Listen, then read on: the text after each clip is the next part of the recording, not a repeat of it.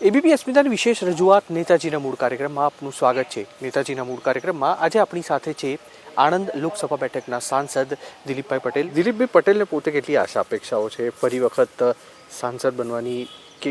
કેવી રીતે તમે રાહ જોઈ રહ્યા છો કે આ જ લોકસભા બેઠક ઉપરથી તમારું નામ ફરી વખત ડિક્લેર થાય? એની અંદર તો બધા ઉમેદવારોએ નક્કી કર્યું છે. 7 ઉમેદવારો અમારા જિલ્લાની અંદર છે. હું કહી નહીં શકતો કે હું જ ઉમેદવાર છું. 7 ઉમેદવારો છે અને એની અંદર પાર્ટી જે નક્કી કરશે એ ઉમેદવારનું ભાવિ નક્કી છે. અચ્છા, સવાલ એવો થાય કે આ વખતે માની લો કે ચલો તમે કહો છો એ પ્રમાણે દિલીપ પટેલને ટિકિટ મળે પણ છે ભારતીય જનતા પાર્ટીના નિશાન ઉપરથી ચૂંટણી લડવા માટેની. હરીફાઈ કેવા પ્રકારની રહેશે? કારણ કે સામે પણ જે કોંગ્રેસ પક્ષ છે તેના પણ દિગ્ગજ નેતાને મેદાને ઉતારવામાં આવી રહ્યા છે.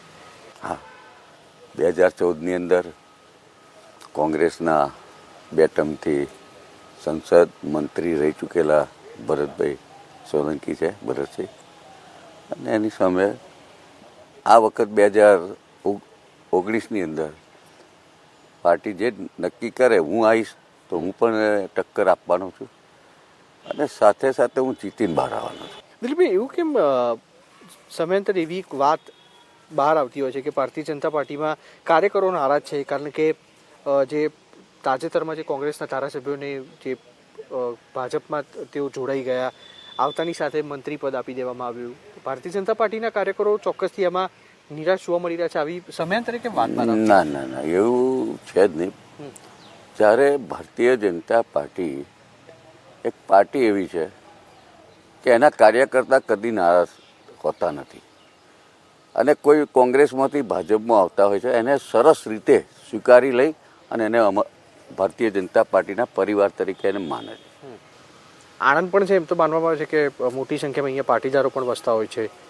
પાટીદારો 2017ની જે વિધાનસભાની ચૂંટણી હતી તેમાં ભાજપથી ચોક્કસ નારાજ હતા અને તેના કારણે 99 ઉપર ભાજપ આવીને અટકી ગઈ. લોકસભામાં કેવું ચિત્ર? ના, એ વખત પાટીદારો નારાજ નહોતા. વોટિંગ ઓછું થયું એના લીધે અમારી થોડી સીટો ઓછી થઈ, પણ મતદારો કંઈ કારણસર એવું હોય, પણ મારા વિસ્તારની અંદર કોઈ અનામતનું કોઈ પટેલોને હતું નહીં. પટેલોએ મતદાન કર્યું, બધું કર્યું, પણ થોડી અસર અમારે જે હાર્દિક પટેલે અનામતની જે વાત કરી એને થોડો પાર્ટીને નુકસાન થયું. હાર્દિક પોતે કોંગ્રેસમાંથી જ ઊભા રાખેલા હતા અને આપ જોઈ રહ્યા છો કે 3 જણ કોંગ્રેસમાં ગતા રહ્યા.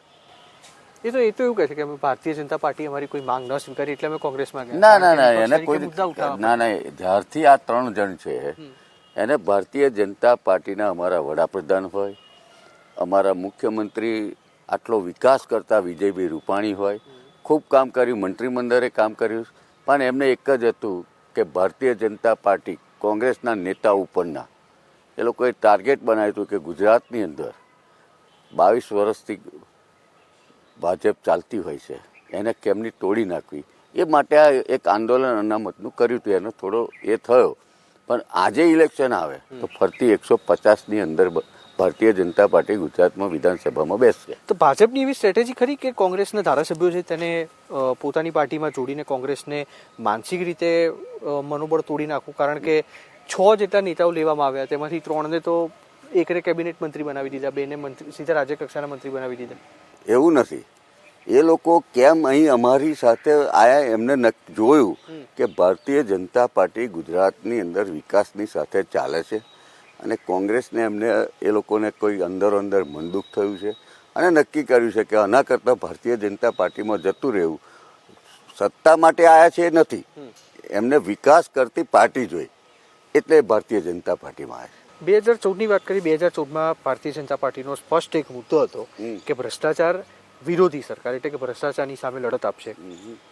આ જ મુદ્દો અત્યારે હવે ધીરે ધીરે ફરી ગયો છે અને એક તબક્કો એવો પણ આવ્યો કે મુખ્યમંત્રીએ પોતે કહેવું પડ્યું કે આ મહેસૂલી ખાતું છે તે ભ્રષ્ટ ખાતું છે.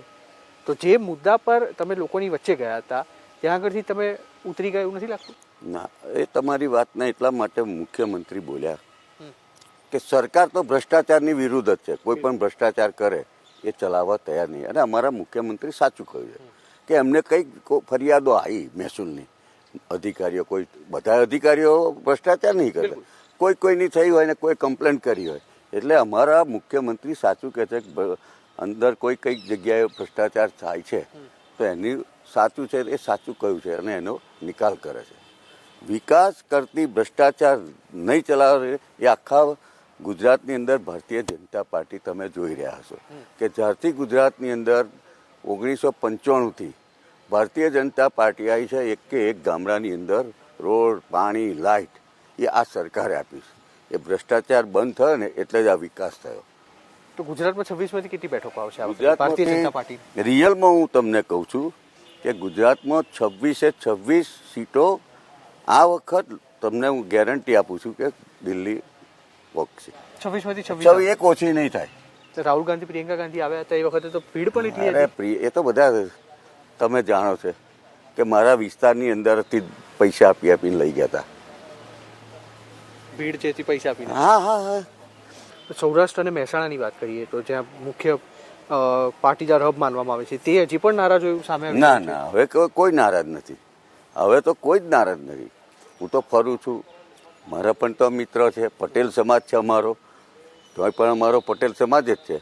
એ પોતે કહે છે કે અમારી જે ભૂલ થઈ ગઈ હવે નહીં થાય. ને ગઈકાલે જ મારા એમાં તમારા ન્યૂઝ ચેનલમાં આવ્યું કે ભાઈ હાર્દિકને યુવાનોએ નસાડ્યો. હાર્દિક પટેલ અસર નહીં કરે એવું લાગે? બિલકુલ નહીં કરે. કોંગ્રેસમાં જશે તો કોંગ્રેસનું નુકસાન જ છે. એટલે ગુજરાતની અંદર પ્રજા ભારતીય જનતા પાર્ટીને ભારતના વડાપ્રધાન ચોકીદાર એ ચોકીદાર છે. આ તમે સારું છે ચોકીદારનું બોલ્યા, મને એકદમ યાદ આવ્યું. ચોકીદારનો જે મુદ્દો છે તે કોંગ્રેસના અધ્યક્ષ રાહુલ ગાંધી આપ્યો હતો જ્યારે આખી રાફેલની ડીલ થઈ હતી. તે બાદ ચોકીદાર ચોર છે એવું તો શું થયું કે એક રાષ્ટ્રીય અધ્યક્ષને જવાબ આપવા માટે આખી ભારતીય જનતા પાર્ટી મેદાને ઉતરી પડી અને તમામ લોકોએ પોતાના નામ ચોકીદાર નામની આગળ ચોકીદાર લગાવ્યું. હા, મારી ગાડીમાં લખ્યું છે મેં કે હું છું ચોકીદાર. નરેન્દ્રભાઈ મોદી રિયલમાં એમને કોઈ દીકરો કે કોઈ દીકરી છે નહીં, આપણે જ બધા છે. એ સંત જેવા માણસ છે. અને હું તો એ કહું છું કે નરેન્દ્રભાઈ મોદી એક સરદાર પટેલ મારા કરમસદના હતા. એમનો બીજો અવતાર આ સરદાર પટેલનો નરેન્દ્ર મોદી છે. કે આજે તમે જો પાકિસ્તાનને, હું એક કમિટીમાં છું મિલિટરીની, કે આજે ત્યાં આગળ સાહેબે કહ્યું કે ગોળીઓ જોવા માટે નથી આપી અને મારવા માટે આપી. અને આજે મિલિટરી ત્રાસવાદીઓને મારે છે. એર સ્ટ્રાઇક થઈ પુલવામામાં, જે આપણા સૈનિકો શહીદ થયા, તે બાદ એર સ્ટ્રાઇક પણ થઈ. તે પછી લાગે છે કે જે લોકો ભારતીય જનતા પાર્ટીથી નારાજ હતા તે ધીરે ધીરે ભારતીય જનતા પાર્ટીને પસંદ કરવા માંડ્યા. એ વાત સાચી છે, નારાજ નહોતા, પણ વિરોધ પક્ષવાળા વડાપ્રધાનને એટલા બદનામ કર્યા કે વડાપ્રધાન 56ની છાતી કહી ગઈ, 56ની છાતી કહી ગઈ. પણ જ્યારે વડાપ્રધાનને લાગ્યું કે હવે મારે આ લોકોને દેશના એક સારા વડાપ્રધાન અને દેશની પબ્લિકનું માન રાખીને એમને એ સર્જિકલ સ્ટ્રાઇક કરી, એર સ્ટ્રાઇક કરી. અને હજુ જો વધુ પાકિસ્તાન કરશે તો સીધું યુદ્ધ કરશે. પણ એટલે વિવાદ આ જ મુદ્દેથી શરૂ થયો હતો. જનતાનું પણ એવું માનવું હતું કે જે સેના છે તેને કોઈ પણ રાજકીય પક્ષ સાથે જોડવું ન જોઈએ અને સ્વાભાવિક છે તે ન જ જોડવું જોઈએ. તેમ છતાં શા માટે લોકો જસ ખાટી રહ્યા છે કે અમારી સરકારમાં થયું કે સામેવાળા વિપક્ષના લોકો એવું કહી રહ્યા છે કે સરકારે કશું કર્યું નથી? એ તો વિરોધ પક્ષ તો બોલતો હોય છે, તમે પણ જાણો છો. પણ જે સરકાર કામ કરતી હોય છે એ સરકાર કર્યું એ તો કહેવું જ પડશે. એ તો કાલે એવું કહે છે કે નરેન્દ્ર મોદીએ ભારતમાં કશું કર્યું નથી, પણ ભારતના યુવાનો આજે એવું કહે છે કે મોદી સાહેબ દેશના વડાપ્રધાન ચોકીદાર રહેવા જોઈએ. અચ્છા, તમે યુવાનો કીધું એની પરથી વધુ એક સવાલ મને યાદ આવ્યો. કારણ કે આણંદમાં આપણે છીએ, આણંદ વલ્લભ વિદ્યાનગર કરમસદ એ એજ્યુકેશન હબ માનવામાં આવે છે ગુજરાતનું, જ્યાં આગળ મોટી સંખ્યામાં વિદ્યાર્થીઓ બહારથી આવીને અભ્યાસ કરતા હોય છે. શિક્ષણ મામલે સરકારે વિચારણા કરવી જોઈએ નથી લાગતું તમને? કારણ કે મધ્યમ વર્ગ અત્યારે પીસાઈ રહ્યો છે. ના, તમને એ વાત બહુ સાચી વાત કરી. મધ્યમ વર્ગ માટે આજે હું તમને કહી દઉં કે જે મોદી સાહેબે અનામત આપી એમાં એવું પટેલો માટે નથી. પટેલ, દરબાર, બ્રાહ્મણ, વાણિયા આ બધાને આપી. અને ત્યાર પહેલાં આપણા ગુજરાતના મુખ્યમંત્રી આનંદીબેન પટેલે અનામત નથી થઈ તારે મધ્યમ વર્ગ માટે પોતાના દીકરાને ભણાવવા કોઈની ફી 5 લાખ રૂપિયા હોય તો એની સરકાર 2.5-3 લાખ રૂપિયા હોસ્ટેલની ફી તે બધું કર્યું છે મધ્યમ વર્ગ માટે. એટલે કોઈ એજ્યુકેશનમાં ગુજરાત અત્યારે સારું થઈ ગયું છે. અને રોજગારી મામલે રોજગારી પણ બધાને મળે છે.